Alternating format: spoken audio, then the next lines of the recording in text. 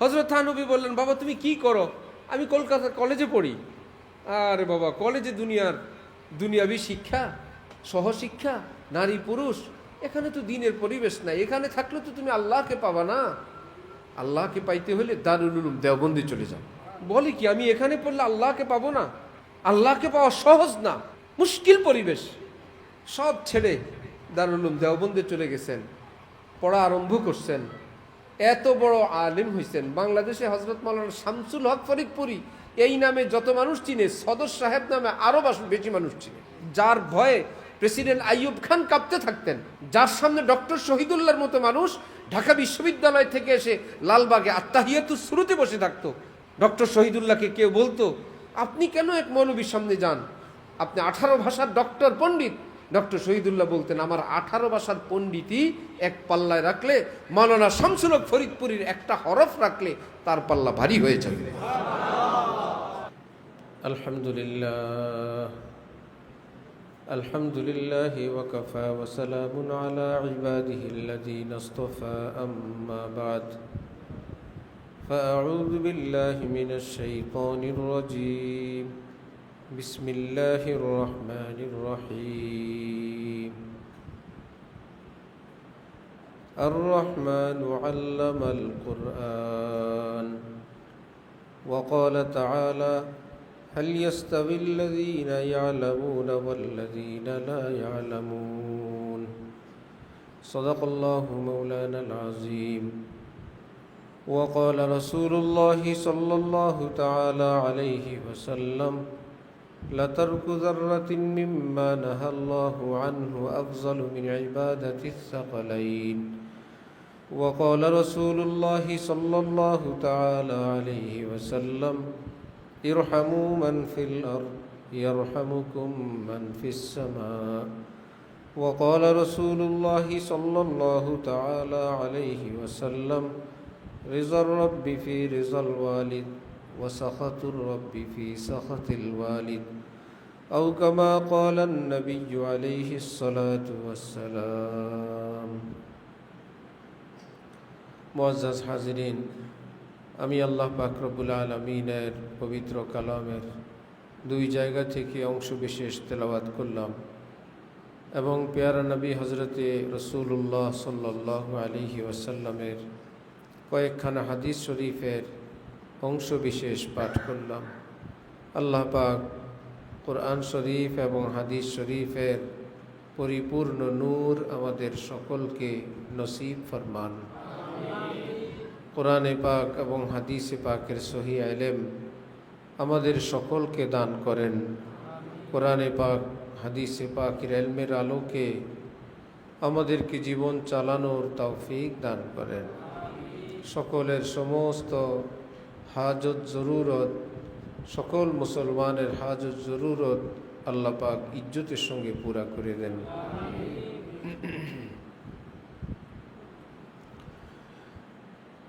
কোরআনে পাকে আল্লাহ পাক রব্বুল আলামিন ইরশাদ করেন: ওয়ামা খালাকতুল জিন্না ওয়াল ইনসা ইল্লা লিয়াবুদুন। আমি মানব জাতি, জিন জাতিকে কেবল আমার ইবাদত বন্দিগি করার জন্যই সৃষ্টি করে পৃথিবীতে পাঠিয়েছি। সৃষ্টির মূল উদ্দেশ্যেই তারা আমার বন্দিগি করবে, তারা আমার ইবাদত করবে। ফেরেশতারা অনেক বন্দিগিওয়ালা ছিলেন, তসবিহওয়ালা ছিলেন। এত সত্ত্বেও আবার আল্লাহ পাক মানুষকে কেন তৈরি করলেন? নাহনু নুসাব্বিহু বিহামদিকা ওয়া নুকদ্দিসু লাক। কোরআনে পাকে ফেরেশতাদের কথা আল্লাহ পাক বলেন, ফেরেশতারা বলতেছিল, আমরা তো আপনার তসবিহ আদায় করি, বন্দিগি করি, আবার মানুষ বানাবেন। দর্দে দিল কে ওয়াস্তে পয়দা কিয়া ইনসান কো, वरना तौआत के लिए कुछ कम न थे कररूबियाँ। ফেরেশতারা ইবাদত করে, কিন্তু ব্যথিত অন্তরে ইবাদত করার ভাগ্য ফেরেশতাদের নাই। মহব্বত ভরা অন্তর নিয়ে ইবাদত করা এটা মানুষের ভাগ্য, এটা ফেরেশতাদের ভাগ্যে নাই। একদিকে গুনাহ টানবে, আরেকদিকে বান্দা আল্লাহর দিকে টানবে, এইরকম ইবাদত এটা একমাত্র মানুষেরই সৌভাগ্য, এটা ফেরেশতাদের নাই। ফেরেশতারা ইবাদত করে তো করেই, তাদের মধ্যে গুনার কোনো শক্তি নাই, কোনো আকর্ষণ নাই, কোনো সুযোগ নাই, না কারো গাছের ফল দেখলে খেতে মন চায়, না হারাম টাকা হাত দিতে মন চায়, না বীর নারীর দিকে এক পা আগাইতে মন চায়। যাকে যেই ডিউটি দিলেন সেই ডিউটি। কিন্তু মানুষের ব্যাপার আল্লাহ পাক বলেন ফাআলহামাহা ফুজুরাহা ওয়া তাকওয়াহা, এই মানুষদেরকে আমি এমনভাবে সৃষ্টি করলাম যে এরা যদি ইচ্ছা করে সে গুনাহও করতে পারবে, আবার যদি ইচ্ছা করে গুনাহ না করে এই পৃথিবীর শ্রেষ্ঠ ওলি আল্লাহও সে হইতে পারবে। দোনোটাই আছে। সুতরাং যেহেতু গুনার ক্ষমতা আছে, করল না। ফেরেশতার গুনার ক্ষমতা নাই, এজন্য করল না। সুতরাং দুইয়ের মর্তবা এক না। ফেরেশতাদের গুনার ক্ষমতা নাই, গুনাহও করে নাই।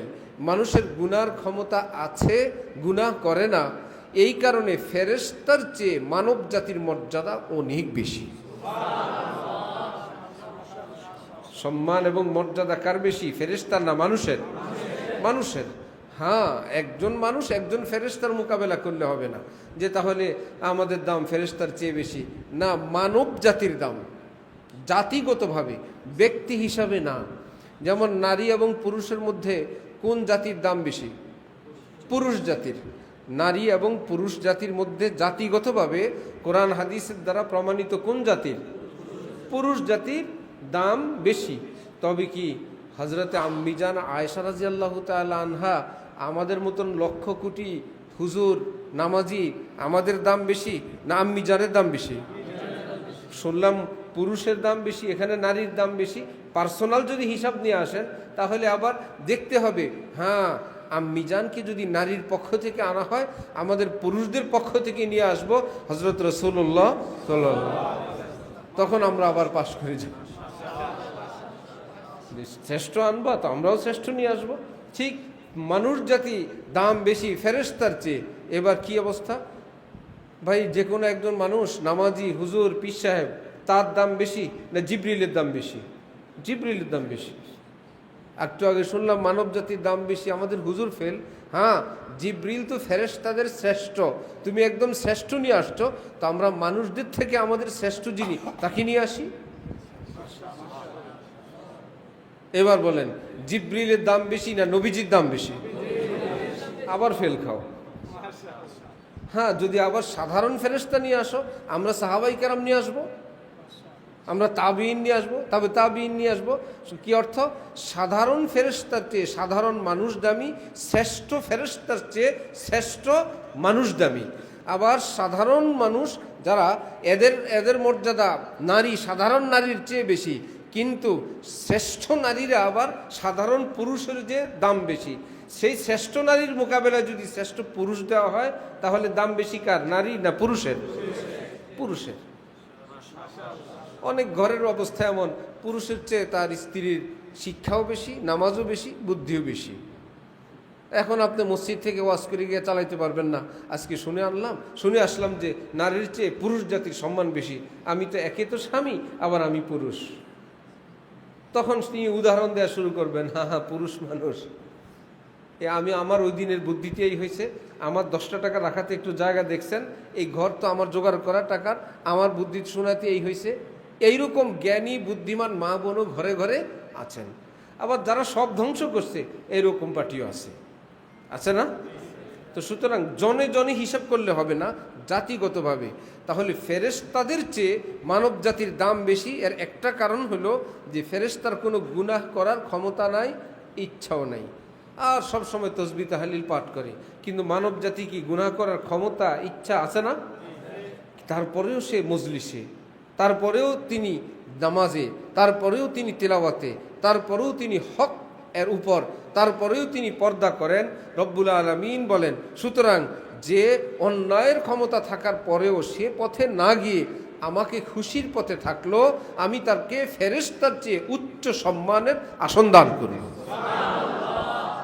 দিনদার স্ত্রী বেচারি যেমনই হোক, যেই কালারের, যে উচ্চতার হোক, তিনি জীবনভর কান্নাকাটি করেন যে হুর দিবে পুরুষদেরকে, তাহলে তো পুরুষরা আমাদেরকে ছাইরেই চলে যাবে এত সুন্দরী হুর পাওয়ার পর।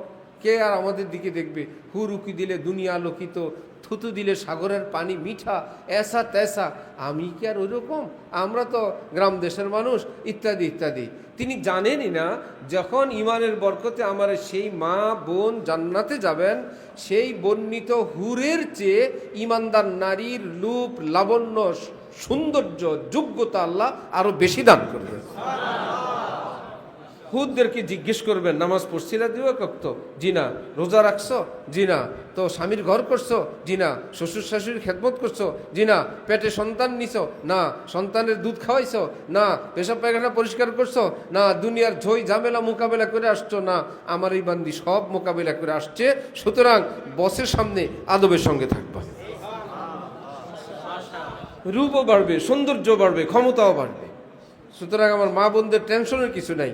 হুর যত সুন্দর, ইমানের বরকতে, নামাজের বরকতে, স্বামীর খেদমতের বরকতে, হকের উপর থাকার বরকতে আল্লাহ আপনাকে রূপ, লাবণ্য, সৌন্দর্য এর চাইতে কোটি গুণ বেশি দান করবেন।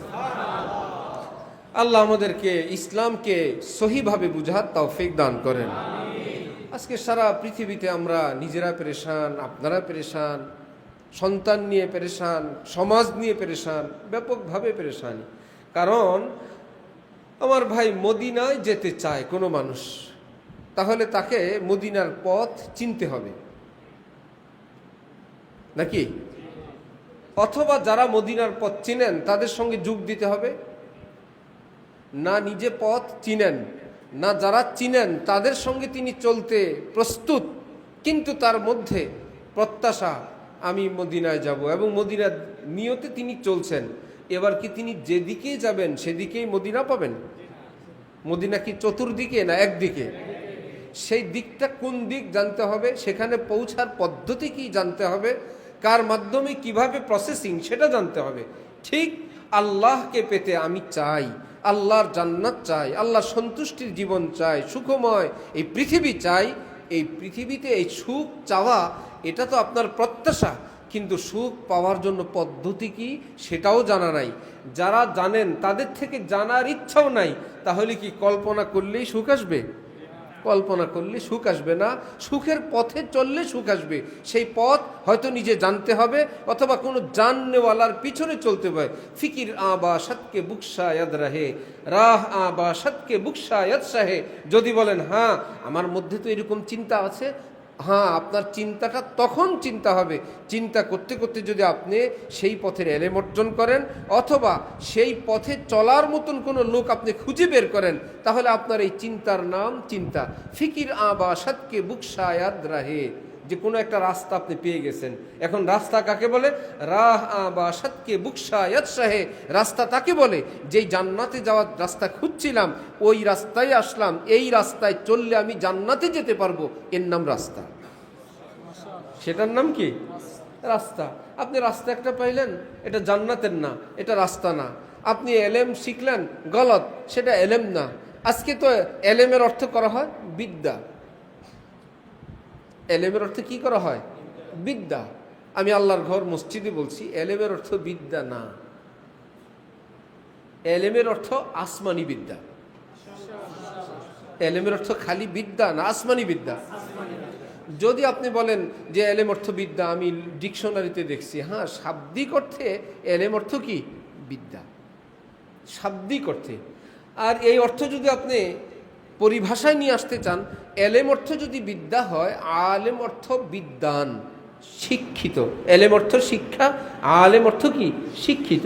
তবে কি আমাদের হাই স্কুল, প্রাইমারি, কলেজ, ভার্সিটির যে শিক্ষিত ভদ্রলোকেরা আছেন, তাদেরকে আপনি গিয়ে যদি বলেন আমি কিন্তু এলেমের অনুবাদ ডিকশনারি থেকে, গুগল থেকে বের করে নিয়ে আসছি, এলেম অর্থ বিদ্যা, শিক্ষা, আপনি শিক্ষিত, আপনি একজন বিদ্বান, আপনি কিন্তু আলেম। এলেম অর্থ যদি শিক্ষা হয়, বিদ্যা হয়, তাহলে দুনিয়াবি যারা শিক্ষিত তারা কি আলেম? এটা এই কথা কি তারা নিজেরা প্রস্তুত আলেম হওয়ার জন্য? তারা শিক্ষায় শিক্ষিত, কিন্তু তারা আলেম না। কেন? এলেম খালি শিক্ষা না, আসমানি শিক্ষার নাম কি? এলেম। হ্যাঁ দুনিয়াবি শিক্ষা অনেক গুরুত্বপূর্ণ শিক্ষা আছে, আসমানি শিক্ষাও সবটাই গুরুত্বপূর্ণ। আমাদের শেখ, আমাদের পীর ও মুর্শেদ, বাংলাদেশের একজন বিখ্যাত আলেম, বিখ্যাত বুজুর্গ, বর্তমান পৃথিবীর শ্রেষ্ঠতম এক আল্লাহওয়ালা এক আলেম, তিনি বলেন যে ভাই, দুনিয়াবী শিক্ষা এটা নিম্ন শিক্ষা, মাধ্যমিক শিক্ষা, উচ্চ শিক্ষা পর্যন্ত পৃথিবীতে আছে। আমরা সবটাকে বিশ্বাস করি, শ্রদ্ধা করি, মানি, কিন্তু সেটা হলো উচ্চ শিক্ষা। আর কোরআনের শিক্ষা হলো সর্বোচ্চ শিক্ষা। দ্বীনের শিক্ষা কি শিক্ষা? সর্বোচ্চ শিক্ষা। দুনিয়াবী শিক্ষা কোন পর্যন্ত আছে? উচ্চ শিক্ষা পর্যন্ত আছে, কিন্তু সর্বোচ্চ শিক্ষা হযরত মুহাম্মদুর রাসূলুল্লাহ সাল্লাল্লাহু আলাইহি ওয়াসাল্লামের শিক্ষা। যে শিক্ষায় মানুষকে জান্নাত পর্যন্ত রাস্তা দেখানো কথা আছে, যে শিক্ষায় মানুষকে মানুষ বানানোর শিক্ষা আছে, যে শিক্ষায় মানবতার শিক্ষা আছে, মনুষ্যত্বের শিক্ষা আছে, মানব অধিকারের শিক্ষা আছে। আর আজকের পৃথিবীতে যে শিক্ষা, কি শিক্ষা? যে শিক্ষা দিয়ে বোমা বানানো যায়, যে বোমা বানাইতে পারে তিনি হলেন একজন বিজ্ঞানী। যে যত বড় বোম বানাইতে পারবে, পারমাণবিক বোম বানাইতে পারবে, সেই দেশের ক্ষমতা বেশি, সেই দেশ পৃথিবীর মধ্যে সাহসী এবং সবচাইতে বেশি সম্মানী। যেই বিজ্ঞানী বানাবেন তিনি সম্মানী, কিন্তু বানাইলেন কি জিনিস? মানবতার উপকারের জিনিস না ধ্বংস করার জিনিস? পুরো মানব জাতি ধ্বংস করার জন্য যে সামানপত্র তৈরি করলো, পৃথিবী তাকে দেখে সম্মানের দৃষ্টিতে, ওই রাষ্ট্রকে দেখে সম্মানের দৃষ্টিতে। ঘটনা কি? হাদিসে পাকে রাসূলুল্লাহ সাল্লাল্লাহু আলাইহি ওয়াসাল্লাম বললেন, কি করবা তোমরা যখন মানুষ খারাপটাকে ভালো বলবে, ভালোটাকে খারাপ বলবে, তখন তোমরা কি করবা? সাহাবাই কেরাম বললেন, এমন কিছু হবে। নবীজি বলেন, আসাদ্দু যালিক, তার থেকে আরো কঠিন হবে। কথা ছিল মানুষ মানুষকে বাঁচানোর চেষ্টা করবে, এখন মানুষ মানুষকে বাঁচানোর চেষ্টা করে না মারার চেষ্টা করে? দুই দেশ যুদ্ধ লাগলে যেই দেশ হামলা করে সে বলে আমি 100 জন মারছি, আমি বড় মুজাহিদ। যেই দেশের লোক মরে সে বলে না 10 জন মারা গেছে, তুমি অত বড় কিছু করতে পারো নাই। যে খুন করলো সে বলে আমি 100 জন খুন করছি, সে গর্ব করে বলে। আর যার দেশের লোক মারা গেল সে বলে না আরো কম। তাহলে সত্য হোক আর মিথ্যা হোক, এখানে বেশি মারতে পারাটা তার জন্য বীরত্বের ব্যাপার, সাহসিকতার ব্যাপার। মানল কাকে? মানুষকে। মানল কাকে? মা হযরত আদমের সন্তানকে। মানল কাকে? যাকে রক্ষা করার জন্য এই পৃথিবী। এই শিক্ষা কি ইসলাম শিখাইছে না দুনিয়া শিখাইছে?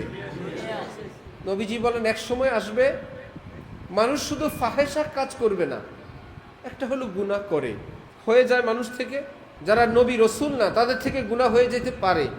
যার যে যত খারাপ তার থেকে গুনাহ তত বেশি হবে। কি বলবে? নবীজি বলেন, বরং মানুষ মানুষকে গুনাহ শিখাবে, গুনার ট্রেনিং হবে, গুনাহের প্রতিষ্ঠান হবে, গুনাহ শিখানোর প্রতিষ্ঠান। বলবেন যে এটা আবার কেমন কথা? বর্তমানে নাটক শিখানোর প্রতিষ্ঠান নাই, অভিনয় শিখানোর প্রতিষ্ঠান নাই। সেখানে কি নেকি শিখায় না গুনাহ শিখায়? সগীরা না কবিরা শিখায়?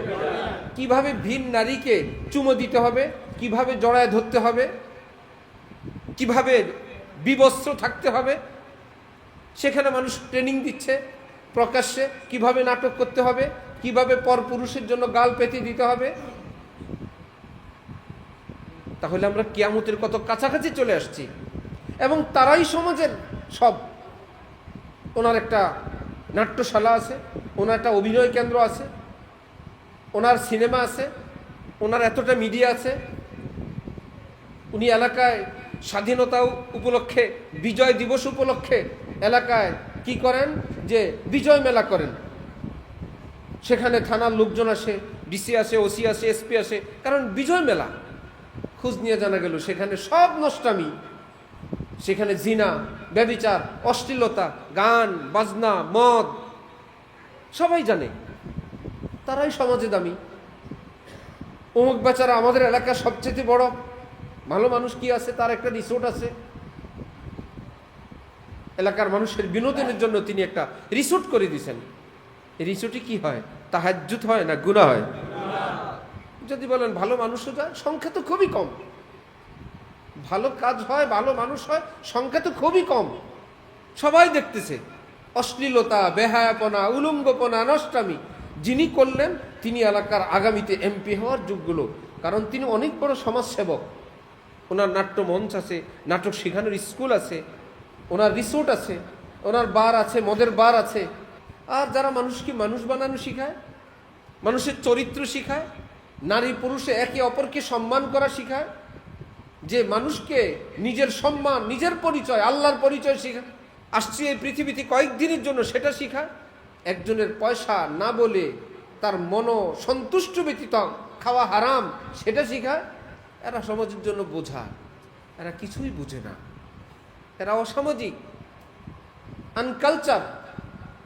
সেই সমাজ কি আসে নাই? এটা কি শুধু কল্পনা না বাস্তব?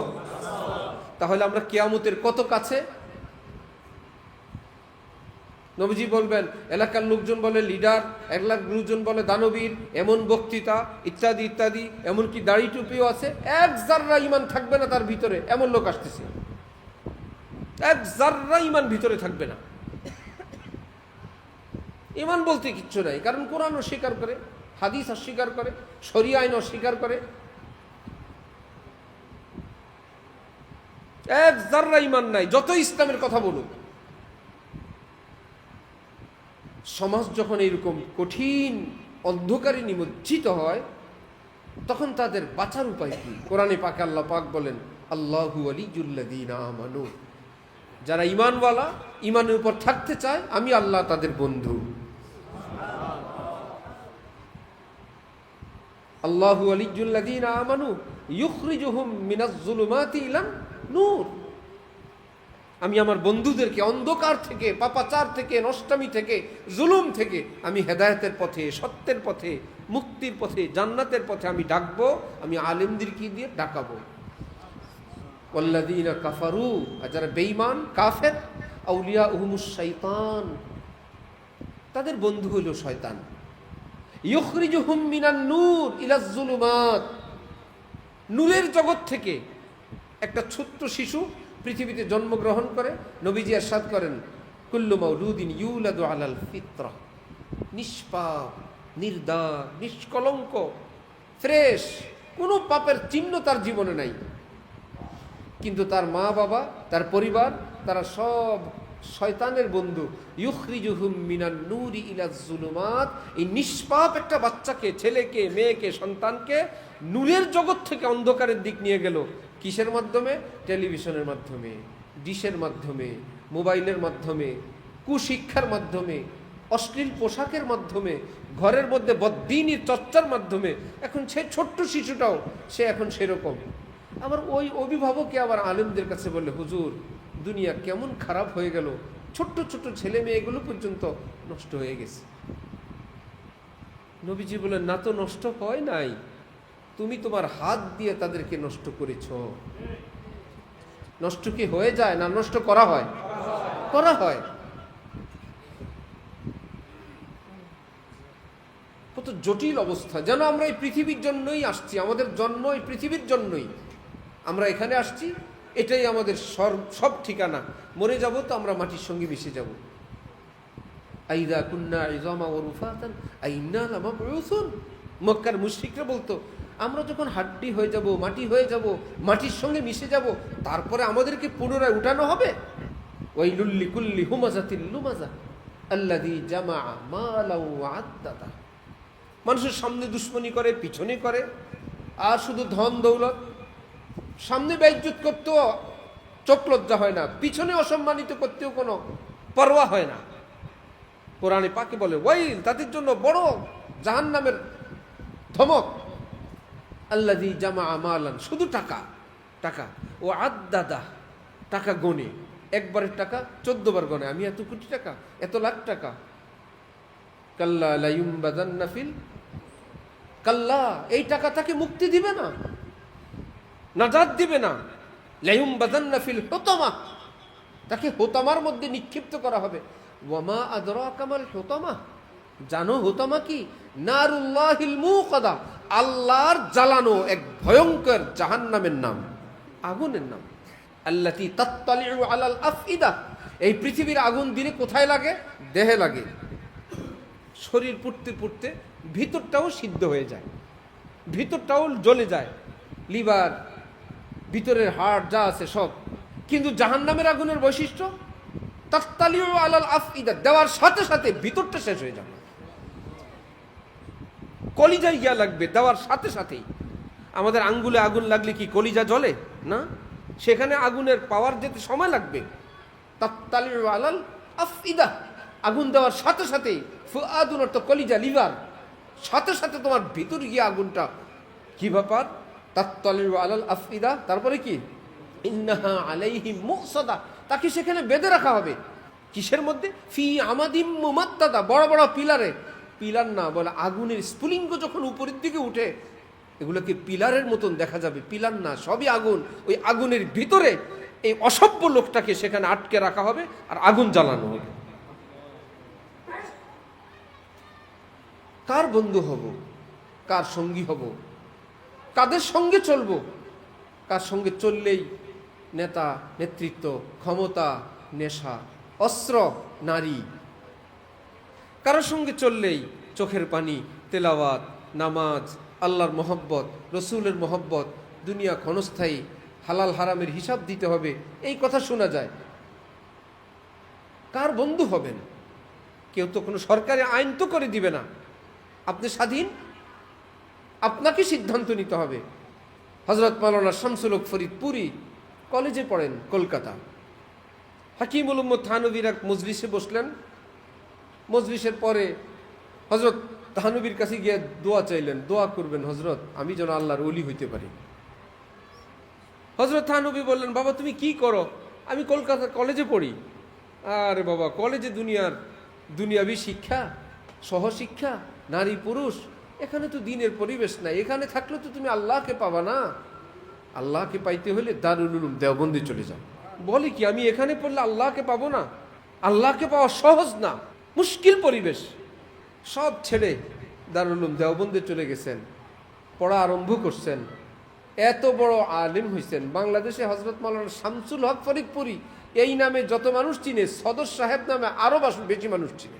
যার ভয়ে প্রেসিডেন্ট আইয়ুব খান কাঁপতে থাকতেন, যার সামনে ডক্টর শহীদুল্লাহর মতো মানুষ ঢাকা বিশ্ববিদ্যালয় থেকে এসে লালবাগে আত্তাহিয়াতুস শুরুতে বসে থাকতো। ডক্টর শহীদুল্লাহকে কেউ বলতো, আপনি কেন এক মৌলবীর সামনে যান? আপনি 18 ভাষার ডক্টর, পণ্ডিত।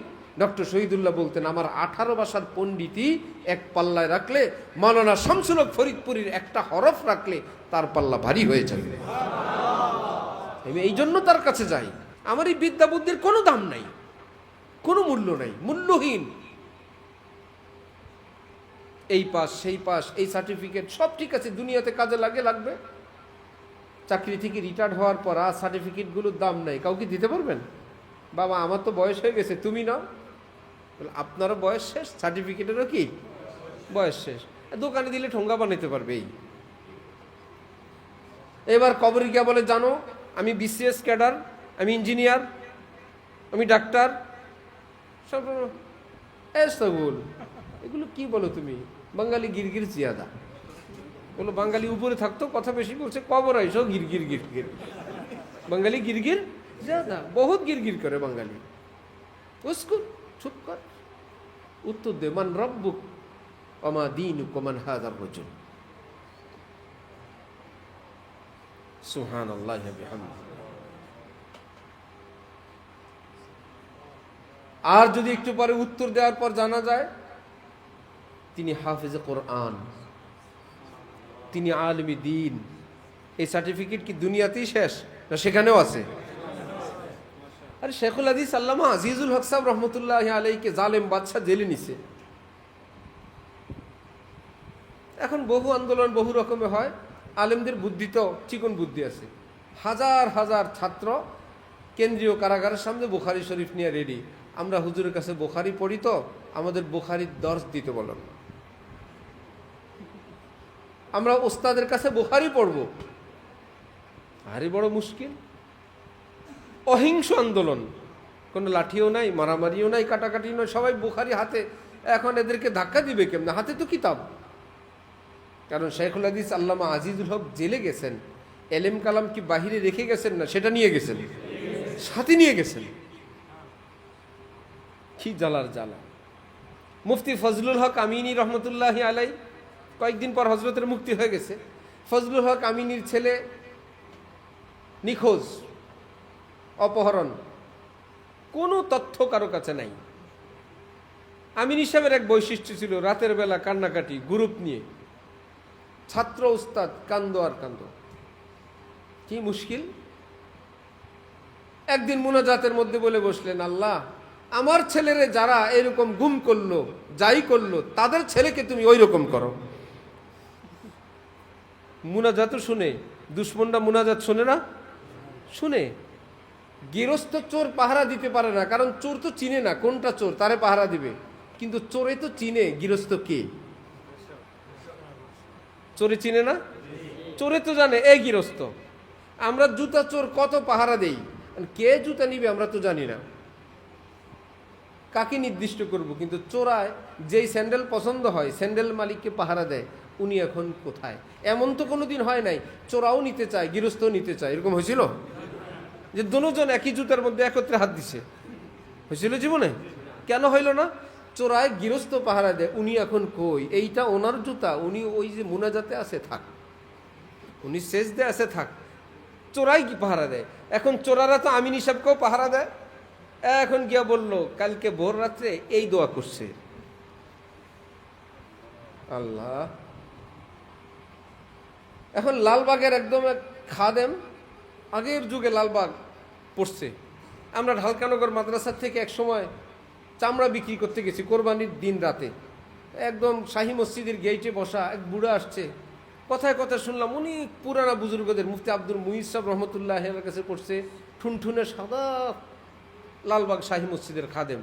তো গল্প করতেছি বসে বসে, এর মধ্যে বলে আমি সব তো গৃহবন্দী, একবার সরকারি বাহিনী আসছে গ্রেফতারের জন্য। আয়সা আমারে বলতেছি গেট খোলেন। আমি বললাম যে খোলা যাবে না। বলো উপরের নির্দেশ। বলবো আপনাদের উপরের নির্দেশে গেট খুলতে বলেন, আমার উপরের নির্দেশ ফজরের আগে খোলা যাবে না। আপনাকে উপর আছে, আমার উপর আছে না? আপনার উপরের কথা আপনি মানেন, আমার উপরের কথা তো আমার মানা লাগবে। বুড়ার লোকে কে তর্ক করবে? বিশাল বাহিনী, গাড়ি ঘোড়া, এর মধ্যে ছাত্ররা শুনে গেছে যে আমি সবকে নিতে আসছি, গ্রেফতার করতে আসছে। বলল হাজার হাজার ছাত্র রেডি হয়ে গেছে বড় সাইজের শক্ত কেক নিয়ে। কেক বুঝেন? 5 ইঞ্চি 3 ইঞ্চি কেক, ইটা ইটা। যখন দেখছে চতুর্দিক থেকে শক্ত শক্ত কেক নিয়ে দাঁড়ায় গেছে, বলে এই নাস্তা খাওয়া যাবে না। বলতেছিলাম আলেম যদি জেলেও যায় তার সঙ্গে কি আছে? এলেম সাথে আছে। আলেম যদি কবরেও যায়, এলেম কি দুনিয়ায় রেখে গেছেন না সাথে নিয়ে গেছেন? হাফিজ কোরআনকে বলবি ইকরা ওয়ারতাকি। আপনি হাফিজ সাহেব, আপনি এক এক আয়াত পড়েন আর জান্নাতের উপরের দিকে লিফটে উঠতেই থাকেন। কোন এলেমের পিছনে, কার পিছনে? নষ্টামির পিছনে। সেটাই দুনিয়া। ছেলেকে দিয়ে দিলেন, মেয়েকে দিয়ে দিলেন, কার কাছে দিলেন? সেখানে কি শিখবে? যদি ভালো পরিবেশ থাকে, ভালো শিক্ষা থাকে, কোনো আপত্তি নেই, গলত বুঝবেন না। একটা প্রশ্ন, এই দুনিয়ার শিক্ষার দাম বেশি না সতীত্বের দাম বেশি? যদি বলেন এই আবার সতীত্ব মতীত্ব, এই যুগে সতীত্ব আছে নাকি? আপনার সঙ্গে কোনোই কথা নাই, আপনার কাছে সার্টিফিকেটের দাম বেশি। কারণ বাংলাদেশের এক ছেলে ব্যভিচার করে ধরা পড়ছে, কোনো শিল্পপতির ছেলে, কঠিনভাবে। সে তার বাবা মিডিয়া এসে বলল এই বয়সী ছেলে করতেই পারে, তার সঙ্গে তো কোনো কথা নেই। এইরকম বাবা অভিভাবকের সঙ্গে কোনো কথা আছে? এই বাবার সঙ্গে কোনো কথা নাই যে বলেন আমার সন্তানরা এই পৃথিবীতে নিষ্পাপ আসছে, আমি মা, আমি বাবা হিসাবে আমার দায়িত্ব, আমি যেন ইচ্ছা করে তাকে দাগ না লাগাই, জাহান্নামী না বানাই, জাহান্নামের চরিত্রের মধ্যে ঠেলে না দেই, আমি চেষ্টা করব জান প্রাণ। কোরআন শরীফে আল্লাহ পাকের ভাষা কি? কু আনফুসাকুম ওয়া আহলিকুম নারা। তুমি তোমাকে, তোমার সন্তানাদিকে, পরিবার পরিজনকে আগুন থেকে যেভাবে রক্ষা করো, তোমার ছোট্ট শিশু আগুনের দিকে যায়, তুমি কি দূরে বসে বসে বলো আমি কিন্তু বললাম এটা কিন্তু আগুন, তারপরেও বাচ্চা যায়। আগুন, আগুনে পড়লে কিন্তু আমি জানি না, একবার দুইবার তিনবার কিন্তু বললাম এটা আগুন, আমার দায়িত্ব শেষ, আগুন ধরলে আমি আর জানি না। কোনো মা বাবা আছে এরকম? কোনো মা বাবা নাই যে এখানে ওয়াজ করে কাজ হবে না, আগুন সরাও, বাচ্চাকে সরাও। এবার বাচ্চা কান্নার কান্না, আগুনটা ধরতে পারলাম না, এত সুন্দর ধাউ ধাউ করে জলে কুণ্ডুলি, আমি সেখানে যেতে পারলাম না। আচ্ছা ঠিক আছে, সে যেহেতু কান্দে ছেড়ে দিলাম, যাও আগুনের কুণ্ডুলিতে পড়ো। আছে কেউ? যতই কান্দ যতই মার, বুঝাইলে যখন বুঝে না ঠাস ঠাস পেটা লাগায়। বুঝা আজ না বুঝুক, বড় হইলে বুঝবে। তোর চোখের পানিরও দাম নাই, কান্নারও দাম নাই, হাউ মাউ দাম, শিকল দেয়া বান্ধ। কি ব্যাপার? এটা আগুন, সেখানে গেলে শেষ। একটু কান্নার পর আর ছেড়ে দেয় না। রব্বুল আলামিন জাহান্নামের নাম জাহান্নামা না বললে বলে, না রা, তুমি তোমাকে যা আগুন থেকে, তোমার সন্তানকে আগুন থেকে যেভাবে রক্ষা করো, জাহান্নাম থেকে ওইভাবেই রক্ষা করো, হয়তো নরমে অথবা গরমে। এখন নরম, হ্যাঁ দেখো মেয়ে মা, দেখো কোনো ছেলেদের সঙ্গে কথা বলো না। জি বাবা। বাবারে বললো দেখো এমন কোনো কিছু করো না। মোমবাতি, আগুনের পাশে মোমবাতি রাখে আর মোমবাতিরে বলে খবরদার গলবা না কিন্তু। মোমবাতি বলে জি না বাবা। পরে আগুন রে বোরকা পরায় দিছে, বোরকা পরায় মোমবাতির কাছে বলল খবরদার, আগুনের থেকে, আগুনের পাওয়ারে কিন্তু তুমি কোনোভাবেই প্রভাবিত হবে না। জি না আব্বু। কি বলেন? বোরকা সহ আগুনের কাছে মোমবাতি থাকলে শেষ হবে না? হবে না? আর যদি তাবিজ ঝুলাই দেন, আংটি পরায় দেন, গলবি কিনা? রব্বুল আলামিন বলেছেন লা তাকরাবু, আমি বললাম কাছে যাবে না। এক বুজুর্গকে কি ব্রিজ বলছিল, আমি যদি একটা কামরায় হাসান বসরির মতন বুজুর্গ, রাবেয়া বসরিয়ার মতন এত বড় বুজুর্গ, এই দুইজনকে যদি নির্জন জায়গায় পাই, যেখানে তৃতীয় কেউ নাই, এমন ঘটনা ঘটায় দিব পৃথিবীতে মুখ দেখাইতে পারবে না। যদি নির্জনে পাই। হযরত ইউসুফ আলাইহিস সালামকে যখন জুলাইখা গুনার আহ্বান করলো, হযরত ইউসুফ আলাইহিস সালাম তখন কি বসে বসে আস্তাগফিরুল্লাহ আস্তাগফিরুল্লাহ আস্তাগফিরুল্লাহ, কি বলেন আন্টি, এগুলো ঠিক না? এগুলো বলছিলেন?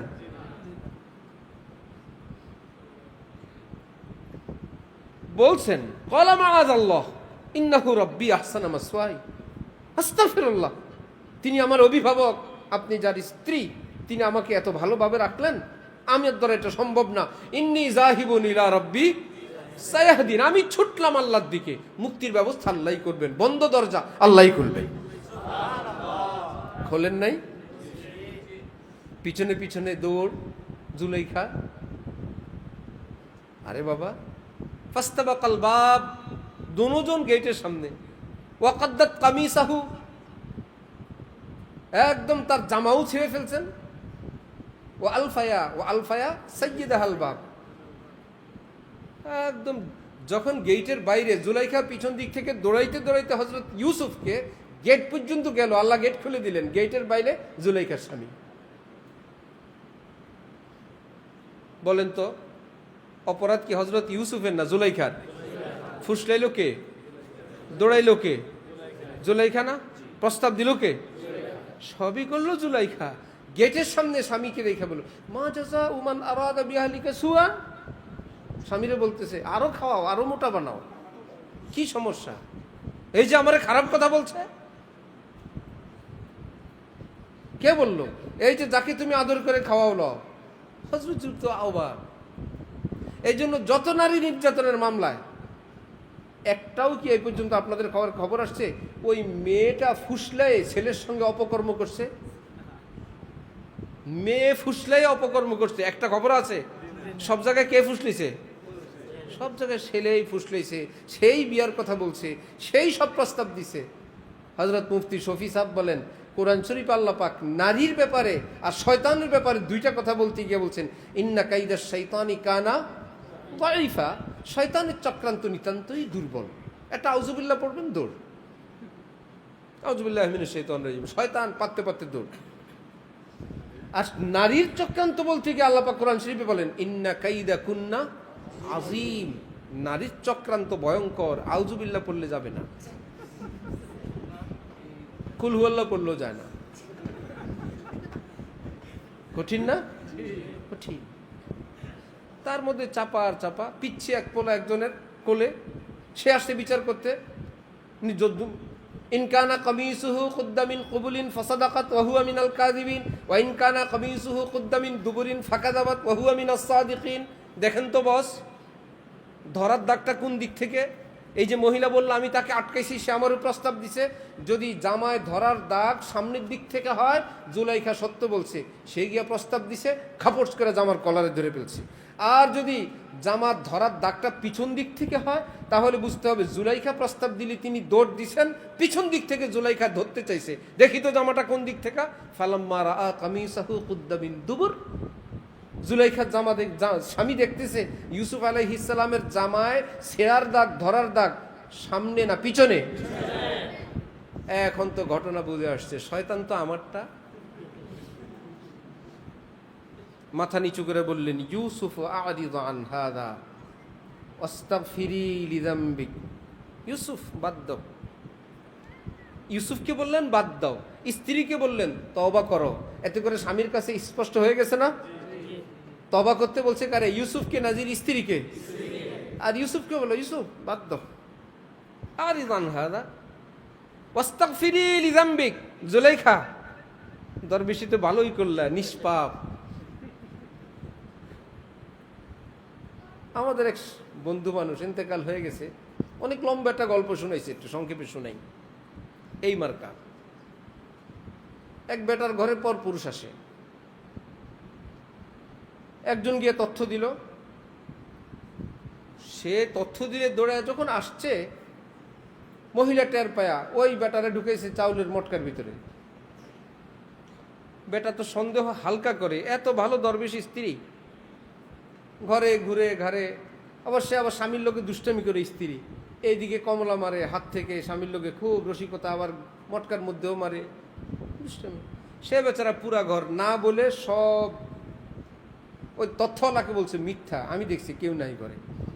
সে বললো আমি বাইরের থেকে দেখছি, মটকার ভিতরে ছিল। তো আজকে তো বের হয়ে চলে গেছে। আবার আরেক দিন আসছে, আজকে বললো আবার আসছে, এই বেটা আবার আসছে, কোথাও পায় না। আজকে মটকার দিয়েছে বাড়ি খালি, ওটার পাটি একটা দিয়ে পেঁচায় ঘরের পাশে ফেলায় রাখছে। পাটি পেঁচায় পাটির পিছনে, মনে হয় যেন পাটি দাঁড়ায় আছে, ওটার ভিতরে মানুষ আছে। আজকেও খুঁজে পায় নাই। তৃতীয় দিন যখন আসছে, একই তথ্য আজকে। এবার তো আজকে বেটা খেপা, আর তুমি মিথ্যা কথা বলো, সব নাই। আরে উঠাই দিয়েছে মাচাঙের উপরে। আজকে স্বামী এতদিন গোপন রাখছে, এখন আর গোপন রাখে নাই, সত্য কথা বল, ঘরে কে আসছে? না আসে নাই, কেউ নাই। একবার মটকা বাড়ি দেয়, একবার পাটির মধ্যে দেয়, পাটিও খালি, এখানে দেয় পিঠে, এমন হইচই শুরু করছে। ওটা পাইছে ভয়, ওখান থেকে ভয় পেশাব করে দিচ্ছে। এখন ধরা খেয়ে গেছে না প্রায়,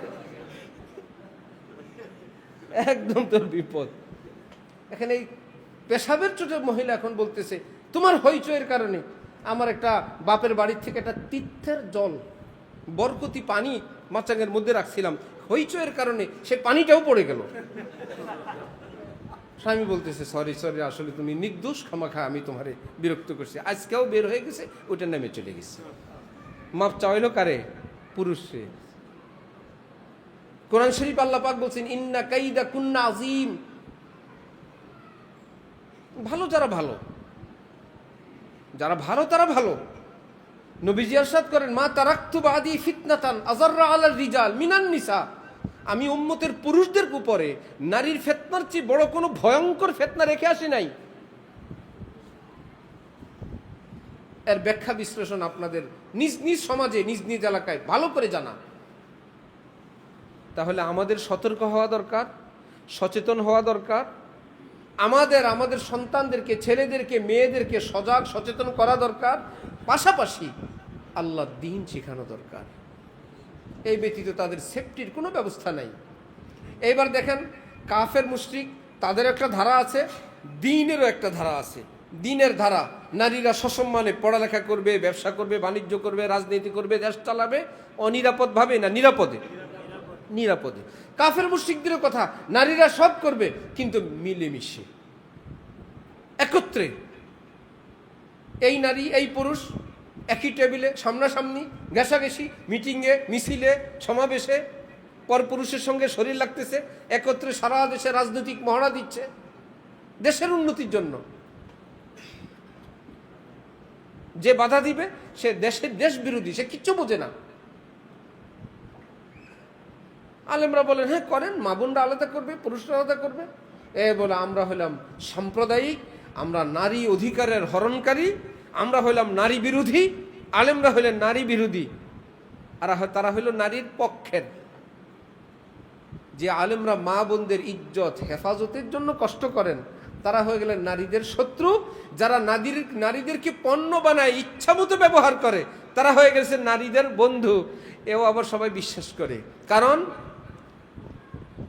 মাথা যদি নষ্ট হয়ে যায় উল্টাই দেখে। উল্টা দেখে না?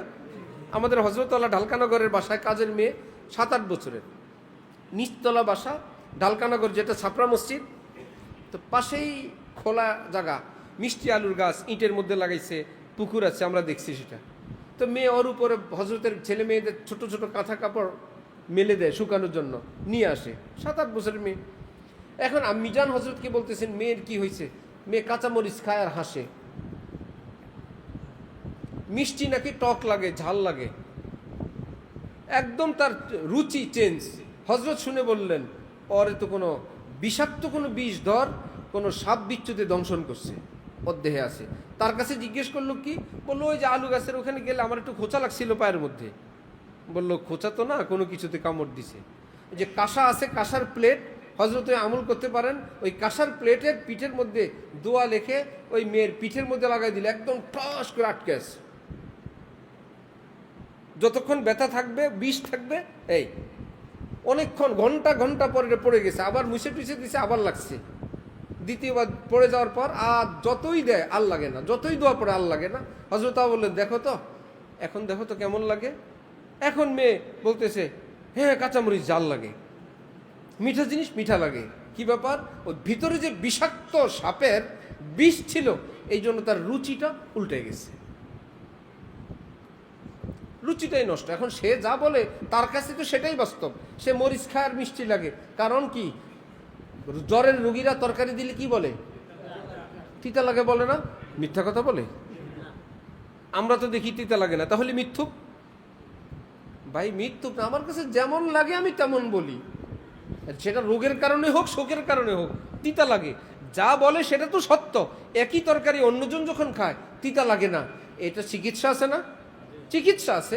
ঠিক যারা আজকে দিন ভালো লাগে না, বোরকা ভালো লাগে না, ইসলাম ভালো লাগে না, মাদ্রাসা ভালো লাগে না, আলেম ওলামা ভালো লাগে না, সে তো মিথ্যা বলে না। আমরা বলি সসম্মান করে, সম্মান করে বললাম, মিথ্যা বলে না, কিন্তু এটা কি বাস্তব না অবাস্তব? কেন? তার ঈমান সেটা কোনো বিষধর সাপে আক্রান্ত করে, হামলা করে, সেটাকে বিষাক্ত করে ফেলার কারণে নবীজি বলছেন, আমি না ১৫০০ বছর আগে সাহাবী জিজ্ঞেস করছেন মাল ঈমান, ঈমান কি ইয়া রাসূলুল্লাহ? মা আলামাতুল ঈমান, ঈমানের আলামত কি, ভিতরে আছে কেমনে বুঝবো? নবীজি বললেন ইযা সাররাতকা হাসানাতুকা ওয়া সাআতকা সাইয়্যাতুকা, যখন ভালো জিনিস ভালো লাগবে, মন্দটা মন্দ লাগবে, বুঝতে হবে এটা সিম্পটম, ভিতরে ঈমান আছে। আর যদি উল্টে যায়, ভালোটা মন্দ লাগে, মন্দটা উল্টা লাগে, বুঝতে হবে ভিতরটা ধ্বংস হয়ে গেছে। তাহলে এই ধ্বংস হওয়া লোক এই সমাজে কি পয়দা হচ্ছে না? আমরা চাষ করতেছি না? TV, dish, mobile, school, college, তারপরে গিয়া পার্ক, নাট্যমঞ্চ, অভিনয়, খেলাধুলা, বিনোদন, সারা দেশের মুসলমান ইসরায়েলি পণ্য বর্জয় কর, আরে কত কিছু। এখন আর্জেন্টিনা কোন দেশ? এটা ইসরায়েলের বন্ধু। আর্জেন্টিনা কোন দেশ? গোপন না, প্রকাশ্যে বলে ইসরায়েল আমাদের প্রিয় বন্ধু। সুতরাং ইসরায়েল যেখানে হামলা করবে, টাকা লাগে, পয়সা লাগে, অর্থ লাগে, সাপোর্ট লাগে, আমরা দিব। শয়তান একটা খেলার নাম দিয়ে আপনাকে ইসরায়েলি বানায় ফেললো। আত্মমর্যাদা চিনি না আমরা, আমরা কে এটা জানা দরকার। কোনো মানুষের সঙ্গে যদি লক্ষ টাকা থাকে, তার এটা জানা দরকার আমার কাছে লক্ষ টাকা আছে, কিন্তু চোর ডাকাত আমাকে টার্গেট করতে পারে, এটা বোঝা দরকার। সে যদি জানেই না আমি কি, তাহলে তার দৌলত থাকবে না, যখন তখন হামলার শিকার হবে। মুসলমানদের জানা উচিত এই আসমান জমিনের চেয়ে শ্রেষ্ঠ সম্পদ ঈমান আল্লাহ পাক আমাদের বুকে দান করেছেন। এটা রক্ষা করতে হবে, ইমানের গাছে ফুল ফুটাইতে হবে। এটা সুরক্ষা কিভাবে করতে হয় যারা জাননেওয়ালা তাদেরকে জানতে হবে। আমার এই দুনিয়া আসল ঠিকানা না, আমার পরকাল ঠিকানা। সেখানে কিন্তু দুইটা ডানে বায়ের পথ আছে, একটা জান্নাতের একটা জাহান্নামের। সুতরাং সেই পথ কিভাবে আমি জান্নাতি হব সেটা আখেরাতে না, এটা দুনিয়ায় শিখতে হবে। সেটা বৃদ্ধকালে না, যৌবনকালে শিখতে হবে। হইতে পারে বৃদ্ধ হওয়ার আগে আমি কবরে যাব। এজন্য আমার ভাইয়েরা, এই কঠিন এই সমাজের মধ্যে থেকে ঝড় যখন প্রচণ্ড হয়, 2019-এ আমরা হজে গেলাম, আরাফার ময়দান, পাহাড়ের উপরে আমাদের তাঁবু, এত প্রচণ্ড ঝড়, আশপাশের তাঁবুগুলো সব ভেঙে ভেঙে পড়তেছে মানুষের উপরে, চিৎকার কান্না। আমাদের তাঁবুর একটা পাশ অস্থায়ী খুঁটি দেয়, এ পড়ে গেল হাজিদের উপরে চাপা তাঁবু, এই অংশটা মধ্যখানে আছে। সবাই মিলে ওই পিলারটাকে এত জোরে ধরলাম চাপা দিয়ে, যাতে এটা উড়ে নিয়ে না যায়। আর চোখের পানি আর কান্না, কারণ যেমন ঝড় আমাদের প্রস্তুতিটা, চোখের পানিটা তো তেমন হবে। আল্লাহর কসম, ওই ঝড়ের চেয়ে হাজার লক্ষ কোটি গুণ বেশি ঝড়ের বেগে মুসলমানদেরকে দ্বীন ঈমান আজকে উপড়ে ফেলার ষড়যন্ত্র চলছে, এর চেয়ে বেশি।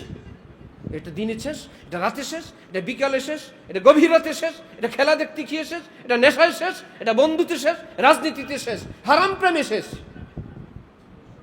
তাহলে এইরকম সমাজের মধ্যে নিজের পরিবারের পরিজনের ঈমান, ইসলাম, পরকাল রক্ষা করার জন্য প্রস্তুতি কি হালকা না মজবুত? একে অন্যটা করতে পারবে না। লা তাজিরু ওয়াজিরাতুন বিজরা উখরা, সবাই। এজন্য আমার ভাইয়েরা, আমার বন্ধুরা, যুবকরা, মনে করি আনন্দের জন্য যাই, ফুর্তির জন্য যাই। রব্বুল আলামিন কোরআনে পাকে বলেন, আলা আনন্দ প্রত্যাশীরা শুনবা, খুশি তো আমার হাতে। সুবহানাল্লাহ। খুশির মালিক কে? তিনি বলেন, বিজিক্রিল্লাহি তাতমাইন্নুল কুলুব, যদি আমাকে ডাকো, আমার কথা মানো, সেজদা করো, আমি আল্লাহ ওয়াদা করলাম তোমার কলিজাটা ঠান্ডা করে দিব, শীতল করে দিব, শান্তিময় করে দিব, আনন্দময় করে দিব, তোমাকেই সম্মানজনক বানায় দিব। এও এক আনন্দ, এক পবিত্র আনন্দ। এতে স্বাস্থ্য ভালো হবে, রিস্কে বরকত হবে, সম্মান বৃদ্ধি পাবে, পরবর্তীতে আপনার জীবন, পারিবারিক জীবন, দাম্পত্য জীবন সুখী হবে, সন্তান হবে, তারা ভালো হবে। আর আজকে যদি আমরা ভুল পথে থাকি, প্রত্যেকটা ধাপ এটা দুনিয়ার শেষ, আখিরাতও শেষ। এই জন্য পাপ এটা দুনিয়ার জন্যও ভালো না, আখিরাতের জন্যও ভালো না। আল্লাহ আমাদেরকে, যে আলেম আল্লাহওয়ালারা আমাদেরকে জাহান্নাম থেকে ছুটে আল্লাহর বানাইতে চান, আল্লাহওয়ালা বানাইতে চান, তাদেরকে চেনার, তাদের পথে চলার তৌফিক দান করেন। ওয়া আখিরু দাওয়ানা আনিল হামদুলিল্লাহি রাব্বিল আলামিন।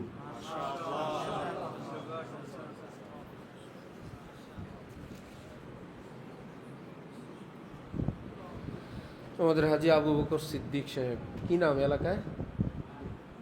পুরাটাই বলে না, প্রথম অর্ধেক না দ্বিতীয় অর্ধেক? কেউ সিদ্দিক সাহেব বলে, কেউ আবু বকর সাহেব বলে। হ্যাঁ, অনেক আগে এই আজকের প্রোগ্রামেটা ডায়েরিতে লেখা রাখছেন, বহুত আগে। কত আগে? রমজানেরও আগে। হ্যাঁ, রমজানেরও আগে। অসুস্থ মানুষ শুনিয়ে ওনার জন্য দোয়া করবেন, আল্লাহ সুস্থতার সাথে নিয়ে হায়াত দান করেন। দেশের জন্য, মুসলিম মিল্লাতের জন্য সবসময় দোয়ায় অভ্যস্ত থাকা চাই। যখনই দোয়া কবুলের সময় নিজের জন্য হয়, সব মুসলমানদের জন্য, আলেম ওলামাদের জন্য, তালেবে আলেমদের জন্য। আমরা যদি আমাদের সামনেই যদি ঈমান, ইসলাম, আলেম ওলামা, মাদ্রাসাগুলো শেষ হয়ে যায়, আমাদের পরবর্তী প্রজন্মকে আর আল্লাহ বলার কেউ থাকবে না। আমাদের সন্তানরাই বেঈমান হয়ে যাবে, নাতিপুতিরাই নাস্তিক হয়ে যাবে। কেমনে হয়ে যাবে? ফ্রান্সে এখন দেখেন, সব মুসলমান ছিল, সব। আজকে সেখানে একটা মসজিদ নেই, কারণ ইসলামের চর্চা করার কেউ নেই, বলার কেউ নেই। সবাই ব্যবসা বাণিজ্য করো, খাওয়ানো। আর কাফের মুশরিকরা তো আছেই বিভিন্ন মাধ্যমে, যা হবার সব হয়ে গেছে। আল্লাহ আমাদেরকে, আমাদের মুসলমানদেরকে হেফাজত করেন। আলহামদুলিল্লাহ রাব্বিল আলামিন, আসসালাতু ওয়াসসালামু আলা রাসূলিহিল কারীম, আল্লাহুম্মা সাল্লি আলা মুহাম্মদ ওয়া আলা আলি মুহাম্মদ ওয়া বারিক ওয়া সাল্লিম। ইয়া আল্লাহ, রহমান রহিম, মেহেরবান আল্লাহ, আল্লাহ আমাদের সকলকে মাফ ফরমান, আমাদের মা বাবাকে মাফ ফরমান, সব মুসলমান ভাই বোনদেরকে মাফ করে দেন। আল্লাহ আমাদের অন্তরাত্মাকে আপনি পবিত্র বানায় দেন, আমাদের রুচিকে সুন্দর বানায় দেন, অতীতকে মাফ করে দেন, বর্তমান সুন্দর বানায় দেন, আগামীকে আপনি উজ্জ্বল বানায় দেন। আয় আল্লাহ আমাদের জীবনের পছন্দ টার্গেটকে পবিত্র বানায় দেন, আমাদের মাঝে গুনার মাঝে আসমান জমিনের দূরত্ব সৃষ্টি করে দেন। আয় আল্লাহ ইমানি জিন্দিগি মিঠা বানায় দেন, নামাজ মধুর বানায় দেন। আয় আল্লাহ কোরআনে পাকের নেশা দান করে দেন। আল্লাহ আপনার নামের মোহব্বত দৌলত আমাদেরকে দান করে দেন। कोई तुझसे कुछ मांगता है इलाही मैं तुझसे तलबगार तेरा, जो तू मेरा तो सब मेरा, फलक मेरा ज़मीं मेरी, अगर एक तू नहीं मेरा तो कोई शय नहीं मेरी। আয় আল্লাহ আপনি যার উপর খুশি থাকেন এ আসমান জমিনের সব কিছুই তার উপর খুশি হয়ে যায়। আল্লাহ আল্লাহ আমাদেরকে সেই বান্দা হবার তৌফিক দান করেন। আল্লাহ আপনার হাবিব বলেছেন কোনো নেক বান্দার মৃত্যুর পরে 40 দিন পর্যন্ত আসমান কাঁদে জমিনও কাঁদে। মওলা আয় আল্লাহ আমাদেরকে সেই রকম হওয়া তৌফিক দান করেন, খাঁটি তওবা দান করেন। আয় আল্লাহ কমপক্ষে মৃত্যুর আগে খাঁটি তওবা করে পাক সাফ হয়ে কবরে যাওয়া মঞ্জুর ফরমান। আয় আল্লাহ সকলের মনে तमाम নেক জরুরত হাজত আপনি পুরা করে দেন, অসুস্থদেরকে সুস্থ করে দেন, ঋণগ্রস্তকে পরিশোধে তৌফিক দান করেন, হালাল রুজিতে বরকত দান করেন, উপযুক্ত ছেলে মেয়েদের উত্তম বিয়ে শাদীর ব্যবস্থা করে দেন, থাকার মতন ঘর বাড়ি দান করে দেন। আল্লাহ আমাদের এই সমাজ এই দেশকে আপনি রক্ষা করেন, এই দেশের মানুষগুলোকে আপনি হেফাজত করেন। সারা পৃথিবীর মুসলমানদেরকে আয় আল্লাহ চতুর্দিক থেকে আয় আল্লাহ বিভিন্ন রকমের হামলা আক্রমণে শেষ হয়ে যাচ্ছে। মাওলা আয় আল্লাহ আপনি মুসলমানদেরকে হেফাজত করেন, ইমানের মোহব্বত দান করেন, কোরআন সুন্নাহর মোহব্বত দান করে দেন। আল্লাহ আলেম ওলামার মোহব্বত দান করেন, মসজিদ মাদ্রাসার সঙ্গে সম্পৃক্ততা দান করেন। আয় আল্লাহ যারা ছুটে নিতে চায় আপনি তাদেরকে হেদায়েত দান করেন, যাদের ভাগ্যে হেদায়েত নাই আয় আল্লাহ তাদের কালো হাত আপনি চুরমার করে দেন, সব ষড়যন্ত্র আপনি নস্যাৎ করে দেন। আয় আল্লাহ যারা মুসলমানকে শেষ করতে চায় আপনি তাদেরকে শেষ করে দেন, মুসলমানদেরকে শক্তিশালী এলমে আমলে মালে দৌলতে অর্থে অস্ত্রে আপনি বানায় দেন। আয় আল্লাহ যারা মুসলমানকে টার্গেট করে আপনার গজব দিয়া তাদেরকে টার্গেট করেন। আল্লাহ আয় আল্লাহ আজকের এই মজলিস যারা আয়োজন করলেন, অংশগ্রহণ সহযোগিতা করলেন, সবাইকে কবুল ফরমান। আল্লাহ হাজি আবু বকর সিদ্দিক সাহেব অনেক অসুস্থ, আল্লাহ হসপিটাল থেকে বারবার যান আসেন, আয় আল্লাহ ওনাকে সুস্থতার সাথে নিয়ে হায়াত দান করেন।